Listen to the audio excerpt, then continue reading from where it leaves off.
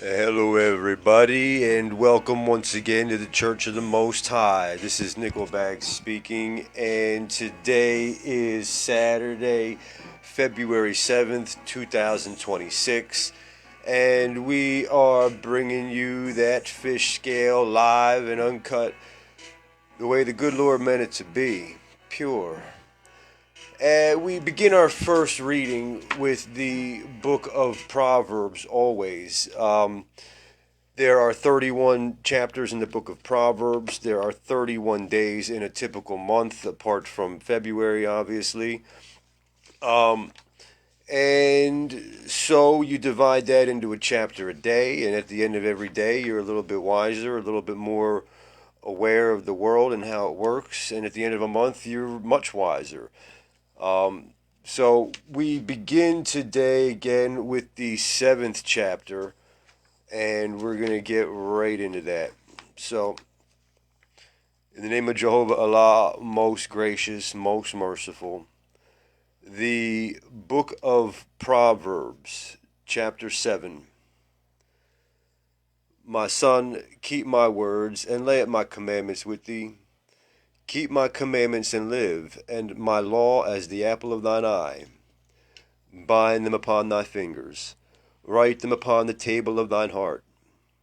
Say unto wisdom, Thou art my sister, and call understanding thy kinswoman, that they may keep thee from the strange woman, from the stranger which flattereth with her words.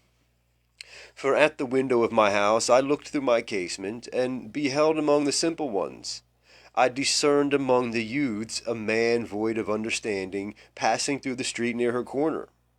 And he went away to her house, in the twilight, in the evening, in the black and dark night. And behold, there met him a woman with the attire of a harlot, and subtle of heart. She is loud and stubborn, her feet abide not in her house. Now is she without, now in the streets, and lieth in wait at every corner. So she caught him and kissed him, and with an impudent face said unto him, I have peace offerings with me. This day have I paid my vows. Therefore came I forth to meet thee, diligently to seek thy face, and I have found thee. I have decked my bed with coverings of tapestry, with carved works, with fine linen of Egypt. I have perfumed my bed with myrrh, aloes, and cinnamon. Come, let us take our fill of love until the morning. Let us solace ourselves with loves. For the good man is not at home. He is gone on a long journey. He hath taken a bag of money with him, and will come home at the day appointed. With her much fair speech she caused him to yield. With the flattering of her lips she forced him.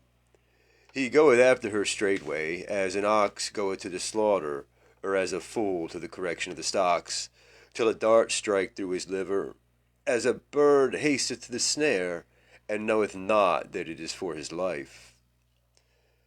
Hearken unto me now, therefore, O ye children, and attend to the words of my mouth. Let not thine heart decline to her ways. Go not astray in her paths. For she hath cast down many wounded, yea, many strong men have been slain by her. Her house is the way to hell, going down to the chambers of death. So, that was the seventh chapter of the book of Proverbs.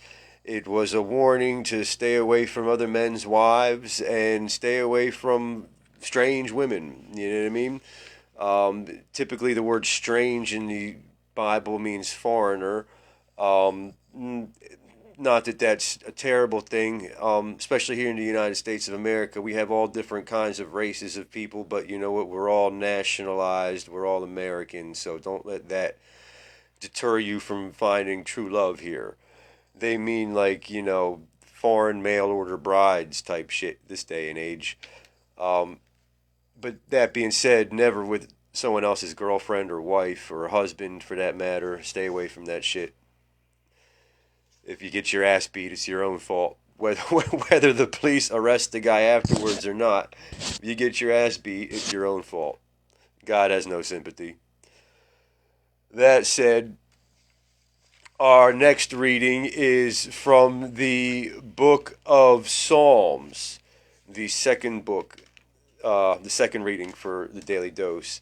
Now, I want to make it clear that this cycle, this pattern of reading, the chronological progression, is something that was given to me by the Lord a long time ago, at least a couple years, this particular pattern. Before all this, there was a pattern.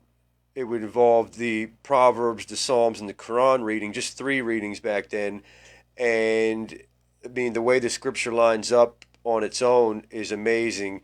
But then the way that the readings actually end up being reflected in the outside world and in the news, it's beyond imagination. And I do pray and hope that you yourself get to see these things manifest as you continue along and follow the cycle with us. So we read out of the Authorized King James Version of the Bible. That's the 1611, the Old English Version.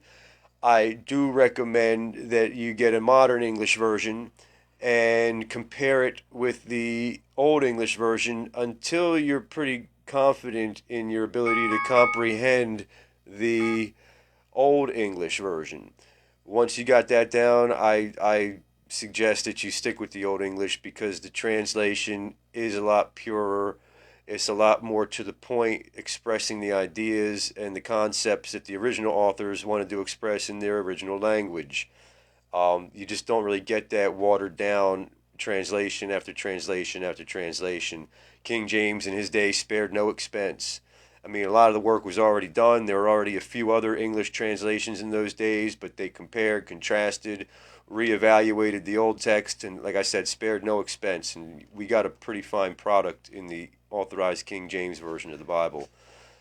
Best on the market, I believe. That said, we're going to the book of Psalms. Psalm number 1. Again, yesterday we read the 150th Psalm. That was the final Psalm in the book of in the Bible.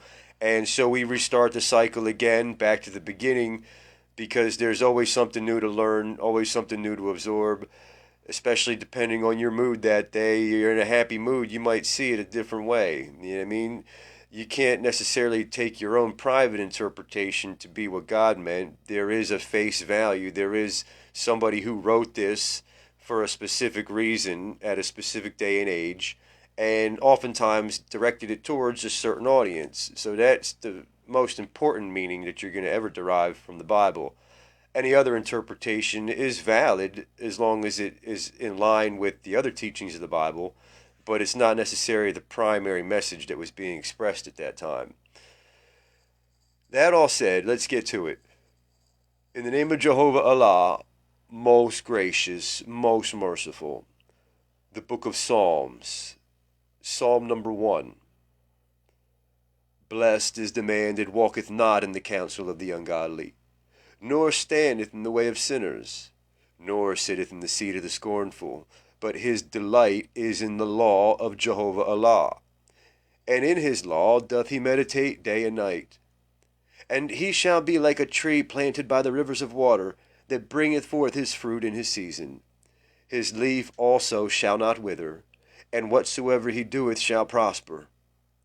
The ungodly are not so, but are like the chaff which the wind driveth away. Therefore the ungodly shall not stand in the judgment, nor sinners in the congregation of the righteous.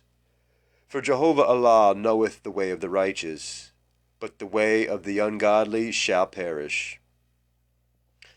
And once again, that was the book of Psalms, Psalm number 1. And that was the second reading out of our daily dose. Our third reading is always from the Quran. We got, let's see, we are at Surah 75 today. We read the Quran from the new translation by M.A.S. Abdel Halim. I know that's probably backwards, but if you can mirror that image, you can find it online, both the digital copy and the paper copy for sale. The digital copy is free. But I read out of this version because, unlike other translations of the Quran, it's written in paragraph form where it reads like the rest of the Bible that we have. The Quran is kind of structured like a poem, and in the Arabic, it's very beautiful to hear recited, and there's rhyming and all that to it. Like it really is quite the rap. Um, but in the English, it doesn't translate so well, and so it's hard to follow the subject, and like, there's no rhyming to it anymore. It's kind of terrible to read it in poetic form in an English translation. This gentleman here took the time and put it in a way, in a format that the message, the most important part, gets across and is easy to comprehend. So, without any further spiel involving this, in the name of Jehovah Allah, most gracious, most merciful, the Quran, Surah number 75, Al-Qiyamah, the resurrection. I swear by the day of resurrection and by the self-reproaching soul. Does man think we shall not put his bones back together? In fact, we can reshape his very fingertips. Yet man wants to deny what is ahead of him. He says, "So, when will this day of resurrection be?"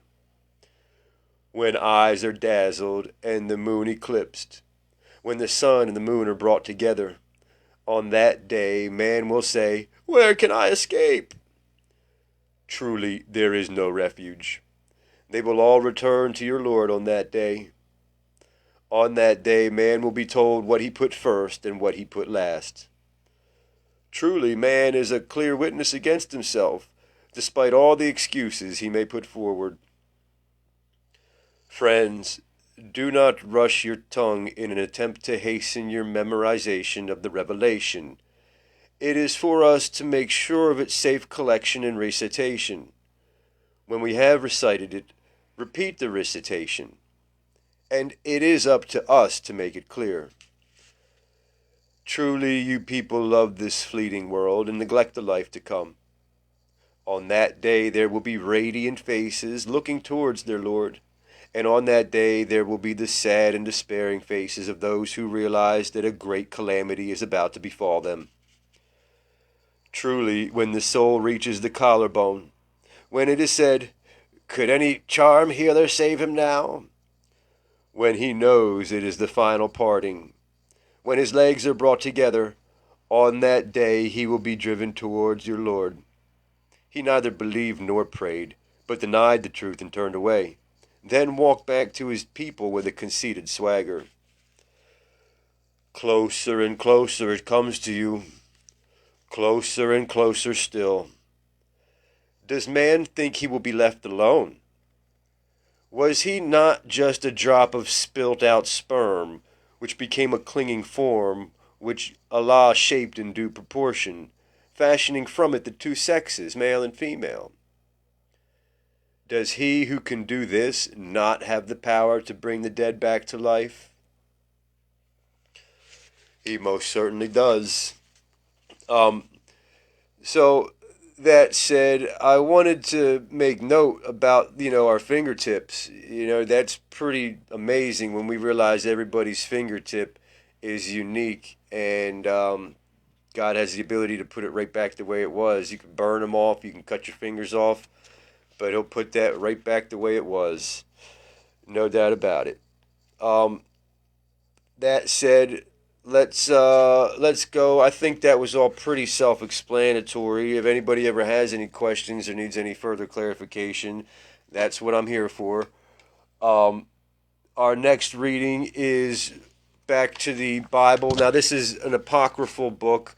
The Catholic Bibles have most of the apocryphal books already included, woven into the New Testament and the Old Testament, where they fit chronologically through history. The King James versions, however, aren't structured that way, and in fact, unless you have an authorized King James version that you kind of sought for particularly, you may not even have the Apocrypha in front of you in a paper copy. There's certainly copies online that you can get, both, paper copies bought and paid for and delivered, and digital copies if you'd like to follow along. But a book of Ben Sirach, as it's titled in the Catholic, Ben is not the man's first name. The man's first name is actually Jesus or Joshua or Yeshua, depending on how you translate it. Ben is just the Hebrew word for son. So he's the son of Sirach. That said, the King James version's called Ecclesiasticus. We're at chapter 32 today. So let's start. In the name of Jehovah Allah, most gracious, most merciful, the book of the wisdom of Joshua ben Sirach, the son of Sirach, also known as Ecclesiasticus, chapter 32. If thou be made the master of a feast, lift not thyself up, but be among them as one of the rest. Take diligent care for them, and so sit down. And when thou hast done all thy office, take thy place, that thou mayest be merry with them, and receive a crown for thy well ordering of the feast. Speak, thou that art the elder, for it becometh thee, but with sound judgment, and hinder not music. Pour not out words where there is a musician, and show not forth wisdom out of time. A concert of music is a banquet of wine. A concert of music in a banquet of wine is as a signet of carbuncle set in gold. As a signet of emerald set in a work of gold, so is the melody of music with pleasant wine. Speak, young man, if there be need of thee, and yet scarcely when thou art asked twice. Let thy speech be short, comprehending much in few words. Be as one that knoweth, and yet holdeth his tongue. If thou be among great men, make not thyself equal with them. And when ancient men are in place, use not many words. Before the thunder goeth lightning, and before a shamefaced man shall go favor. Rise up betimes, and be not the last, but get thee home without delay. There take thy pastime, and do what thou wilt, but sin not by proud speech. And for these things bless him that made thee, and hath replenished thee with his good things. Whoso feareth Jehovah Allah will receive his discipline. This is a new subject here. Let me make that clear quick. Whoso feareth Jehovah Allah will receive his discipline, and they that seek him early shall find favor. He that seeketh the law shall be filled therewith, but the hypocrite will be offended thereat.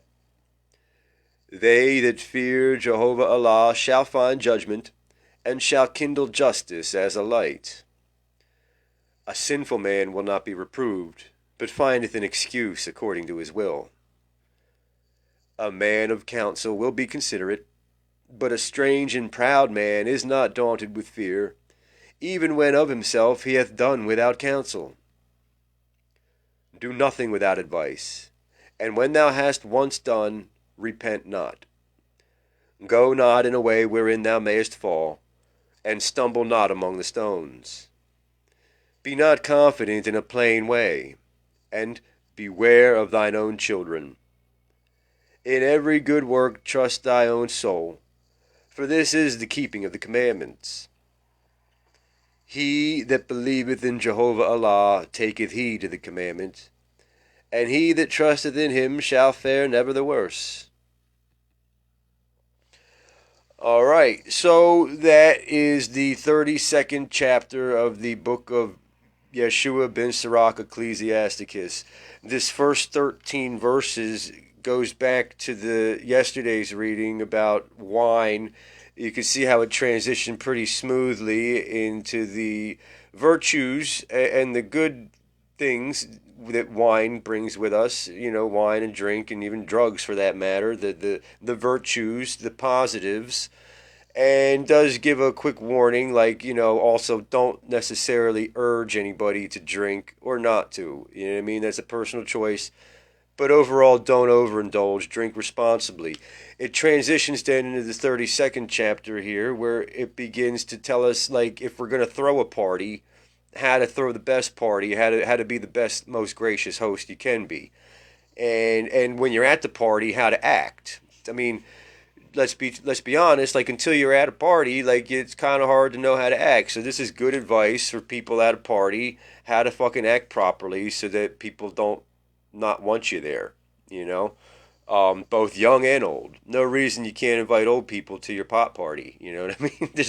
There's no reason. But if you are an old man at a pot party, here's some advice. You know what I mean? Don't complain about the music. Don't try to talk over the music. And if you're a young guy, at a party full of old heads, don't be a fucking know-it-all when these people have lived twice your age and seen it.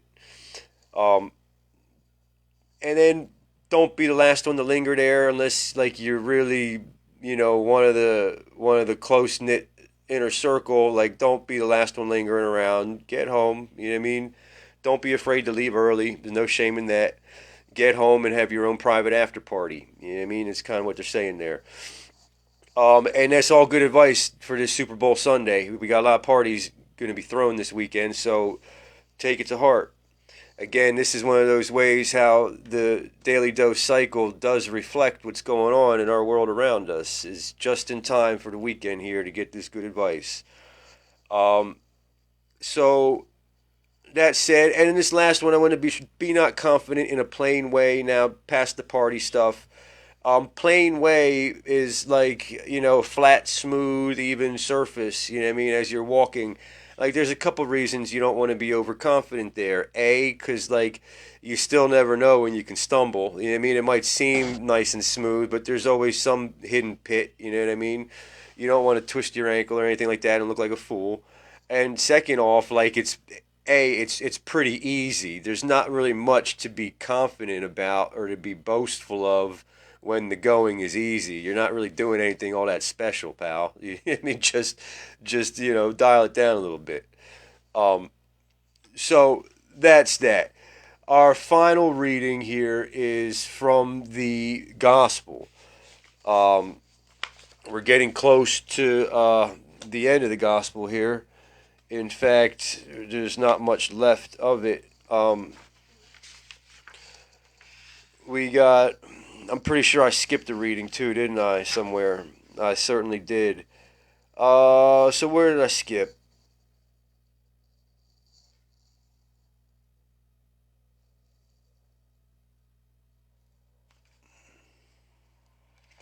Maybe I didn't skip something. Maybe I just wrote it down here. Now I'm a little confused. I think we are at 27. I'm just going to go with what it said. Oh, I know why, because I had to redo it last night. That's why it seems super familiar. So we are at the 27th chapter of Matthew. Now, when I read this for the preview with the music that gets put out every night, sometimes I have to reread it. I have a back catalog of already read that I can just paste and click and paste. But other times, like, the quality of that wasn't very good, so I redo it, and that's what I did last night. So it's what seemed like deja vu wasn't. So that said, let's get to it. We're at the 27th chapter. We just seen Jesus get betrayed by Judas. We had the Last Supper, which I did want to make mention yesterday when it talked about the virtues of wine, again, in the Ecclesiasticus reading. A lot of people think wine is the devil, drinking and drugs are evil, the scourge of the world. I promise you they're not. And we'll talk about what is at the end of the show. There's a lot of good beneficial qualities to wine. And that's kind of reiterated by Christ here. His final act with his friends was giving them wine and telling them, drink it to remember me. Every time you get together, drink some wine in memory of me. Jesus' first miracle was turning water into wine. So there's a lot of beneficial things, and to try to remove the wine is to try to remove Christ. Make no mistake about it, all that effort way back when to prohibit alcohol altogether, that was an attack on Christ. Make no mistake about it. But that said, I don't want to be accused of urging anybody to drink here if it's not your thing. If it's not your thing, just don't insist that everybody else be like you in that regard. But let's get to the point here. So Jesus was betrayed, and he was put on trial, and he was beaten and mocked by both the priests and the politicians, and then by the soldiers. So, in the name of Jehovah Allah, most gracious, most merciful, the book of the Gospel according to St. Matthew the Apostle, chapter 27. When the morning was come, all the chief priests and elders of the people took counsel against Jesus to put him to death. And when they had bound him, they led him away and delivered him to Pontius Pilate the governor. Then, I got to start back. I'm sorry. He didn't get beaten by the soldiers yet. He got beaten and mocked by the priests and the politicians of his own people. Now we're getting to the Roman aspect of it. So let me start again. In the name of Jehovah Allah, most gracious, most merciful, the book of the Gospel according to St. Matthew the Apostle, chapter 27. When the morning was come, all the chief priests and elders of the people took counsel against Jesus to put him to death. And when they had bound him, they led him away, and delivered him to Pontius Pilate the governor. Then Judas, which had betrayed him, when he saw that he was condemned, repented himself, and brought again the 30 pieces of silver to the chief priests and elders, saying, I have sinned, in that I have betrayed the innocent blood. And they said, What is that to us? See thou to that. And he cast down the pieces of silver in the temple, and departed, and went and hanged himself. And the chief priests took the silver pieces, and said, It is not lawful for to put them in the treasury, because it is the price of blood. And they took counsel, and bought with them the potter's field to bury strangers in. Wherefore that field was called the field of blood unto this day.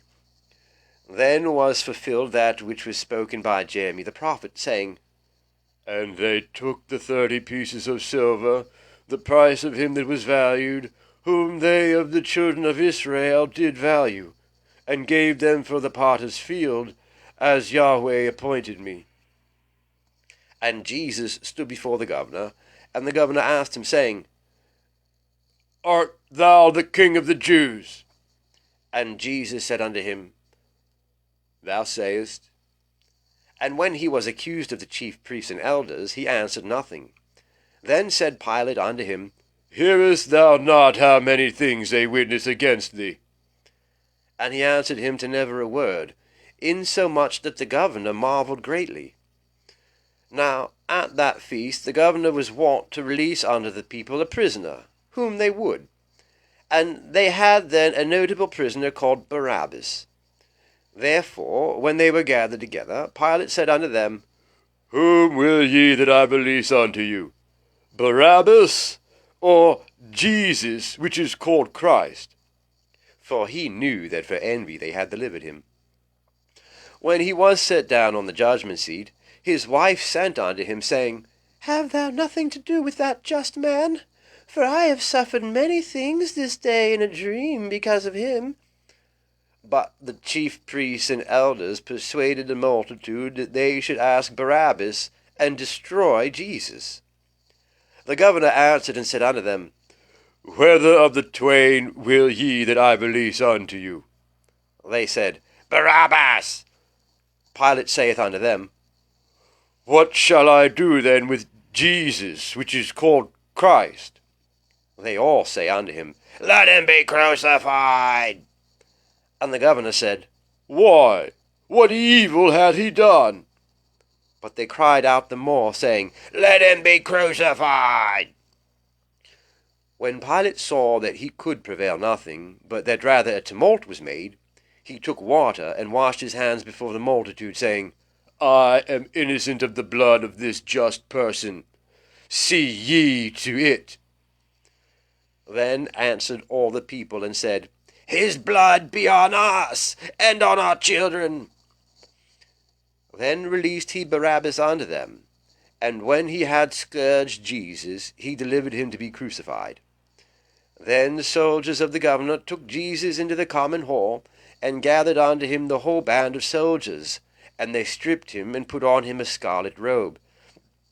And when they had plaited a crown of thorns, they put it upon his head, and a reed in his right hand. And they bowed the knee before him, and mocked him, saying, Hail, King of the Jews! And they spit on him, and took the reed, and smote him on the head. And after that they had mocked him, they took the robe off from him, and put his own raiment on him, and led him away to crucify him. And as they came out, they found a man of Cyrene, Simon by name. Him they compelled to bear his cross. And when they were come unto a place called Golgotha, that is to say, a place of a skull, they gave him vinegar to drink mingled with gall. And when he had tasted thereof, he would not drink. And they crucified him, and parted his garments, casting lots, that it might be fulfilled which was spoken by the prophet, They parted my garments among them, and upon my vesture did they cast lots. And sitting down they watched him there, and set up over his head his accusation written, This is Jesus, the King of the Jews. Then were there 2 thieves crucified with him, one on the right hand, and another on the left. And they that passed by reviled him, wagging their heads, and saying, Thou that destroyest the temple, and buildest it in 3 days, save thyself. If thou be the Son of Allah, come down from the cross. Likewise also the chief priests, mocking him, with the scribes and elders, said, He saved others, himself he cannot save. If he be the King of Israel, let him now come down from the cross, and we will believe him. He trusted in Allah. Let him deliver him now, if he will have him. For he said, I am the Son of Allah. The thieves also, which were crucified with him, cast the same in his teeth. Now, from the 6th hour there was darkness over all the land unto the 9th hour. And about the 9th hour Jesus cried with a loud voice, saying, Eli, Eli, lama sabachthani. That is to say, my God, why hast thou forsaken me? Some of them that stood there, when they heard that, said, This man calleth for Elias. And straightway one of them ran and took a sponge, and filled it with vinegar, and put it on a reed, and gave him to drink.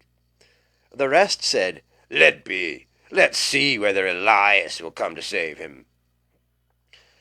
Jesus, when he had cried again with a loud voice, yielded up the ghost.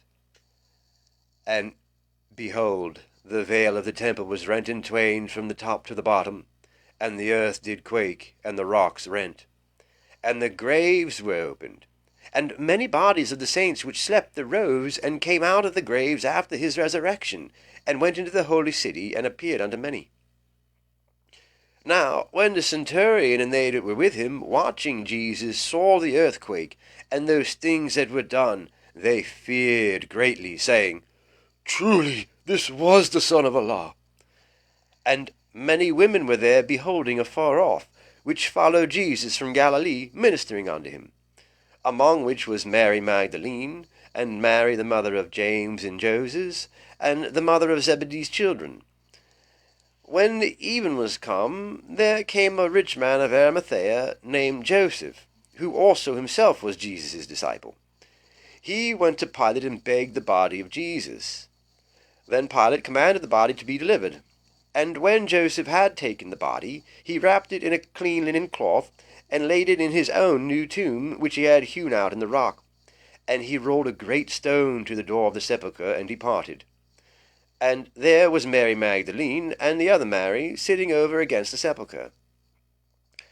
Now the next day that followed the day of the preparation, the chief priests and Pharisees came together unto Pilate, saying, Sir, we remember that deceiver said while he was yet alive, After 3 days I will rise again.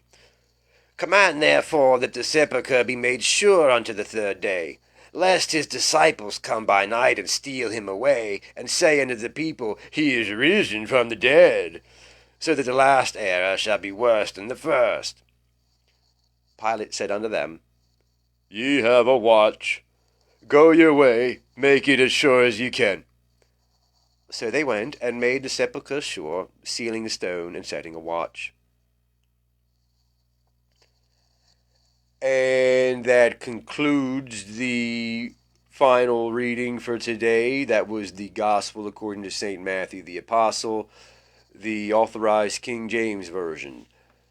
So I'm obligated there to make a few things known.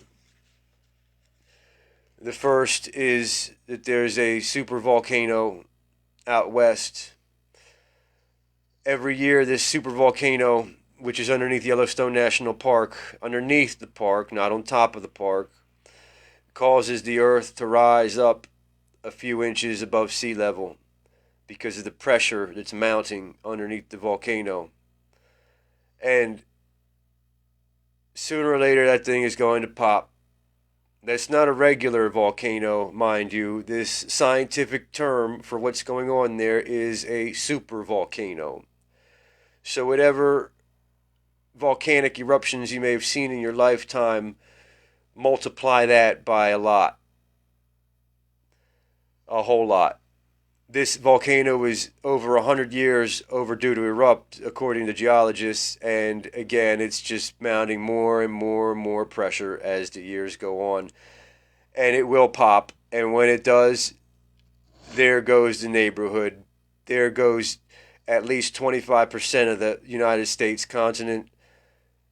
All the aftermath involved, all the chaos, it's going to be hell on earth. And it starts here in America and will spread abroad.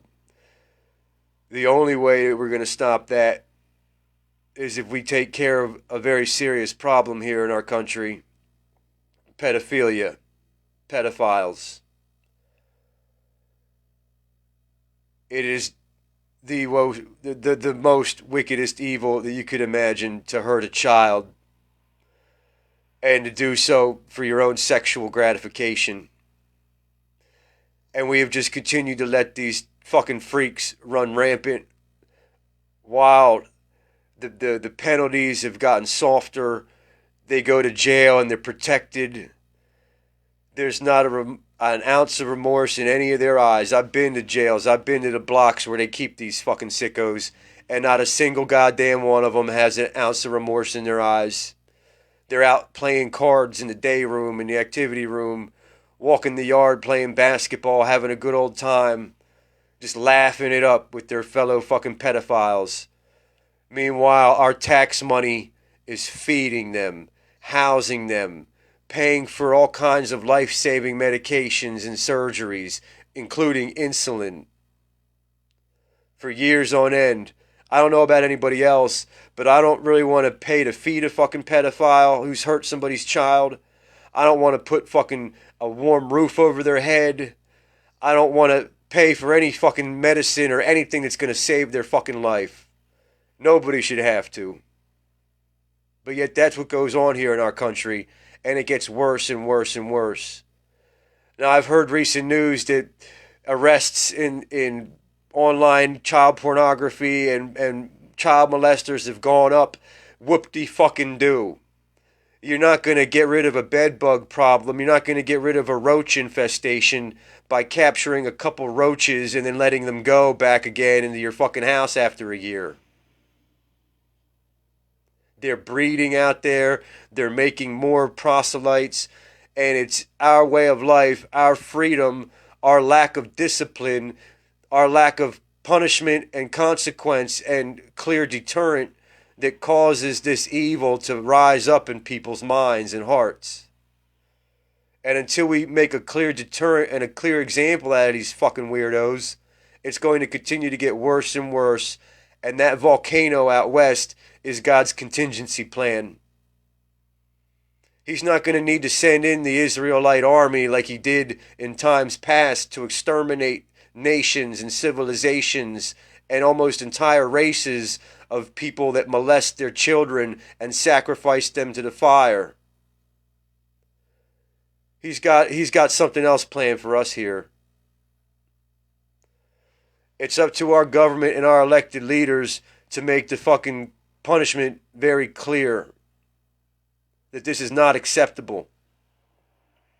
Our Canadian neighbors up north have a place called NAMBLA, the North American Man-Boy Love Association, and it's exactly what it sounds like. It's a fucking club for pedophiles right next door. What would you do if your neighbor next door slapped up a fucking sticker on the front door that said Kid Fuckers Club? You'd probably go ape shit. But no, we're busy dabbling our fucking dicks around in Iran for no good goddamn reason. It's time we pull the fucking beam out of our own eyes and stop worrying about the speck in other people's eyes. Jehovah Allah will not have it, and we are losing His grace more and more every day. We are losing His favor more and more every day. We are losing His protection and His prosperity more and more every day. The same way that volcano rises up every day, we lose God's good grace every day that we allow this shit to continue unchecked. Make no mistake about it. So that said, I want to give everybody who believes and does good deeds the blessing so we can go about our day and think about the things that were just said and why it's important.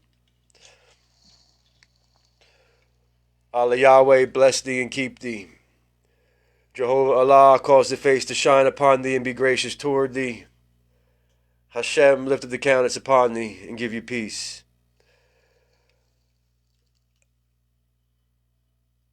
Shalom. Assalamu alaikum. Stay lit, friends. God bless you.